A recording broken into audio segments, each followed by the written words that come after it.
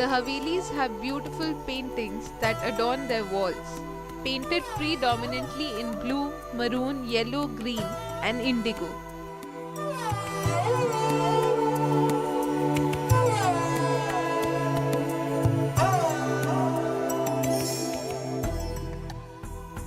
The earlier paintings from 1830 AD to 1900 AD were largely based on the mythological themes depicting local legends, animals, portraits, hunting and wrestling scenes, and a glimpse of everyday life.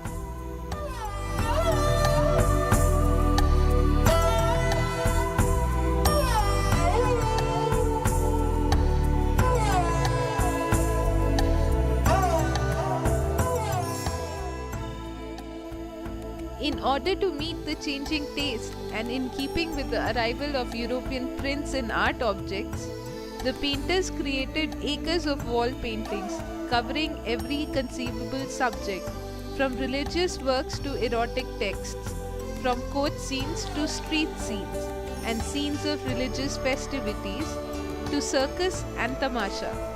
No wonder then that a native called the fresco paintings in Navalgarh a form of local TV.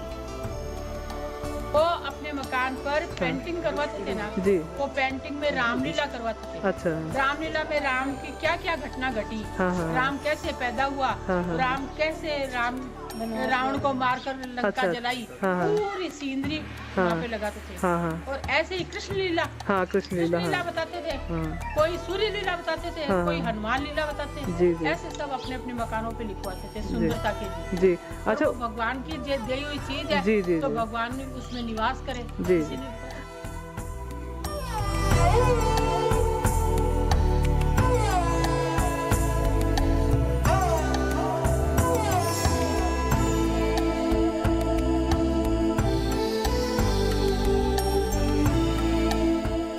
जैसे पंजाब में गुरुमुखी लिखते हैं, जी जी जी। राजस्थान में राजस्थानी लिखते जी। थे, राजाओं की जीवनी लिखते थे। जी जी जी। बस यही बात है।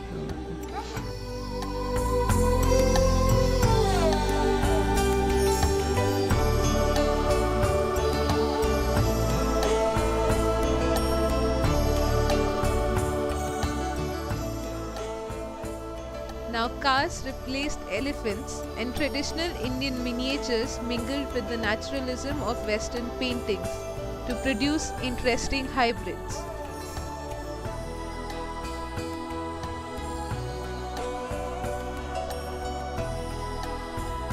हाँ। रेलगाड़ी, हाँ। प्राम, ये हाँ। सब है ना उसपे लिखते थे जी, जी। पेंटिंग के।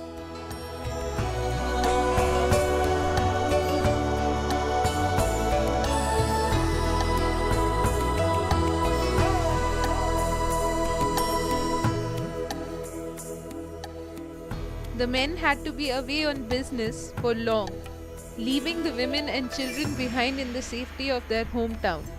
The women rarely left the confines of their mansions. A retinue of servants did any errands. Door-to-door salesmen would bring their wares to the Havelis. Only the tiniest of windows gave them a view of the outside world, and the lavish decoration of their apartments was meant to compensate for the social seclusion.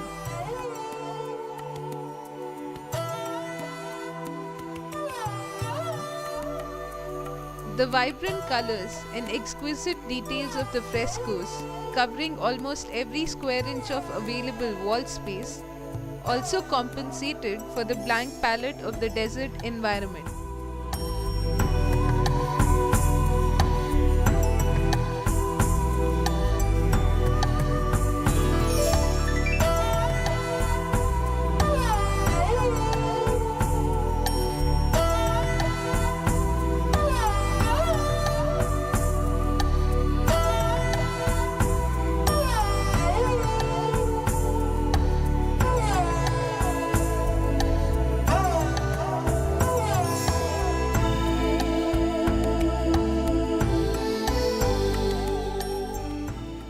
The Shekhawati artists made sketches on the walls, scratching the outlines into the wet plaster with a sharpened stick. The colors were then mixed in lime water and made to sink in through the manual process of beating, brushing and polishing. A gum made from local plant or a derivative of camel fat was used as the crucial binding agent. A chemical reaction between the plaster and pigment as the wall dried also helped seal the painting into plaster.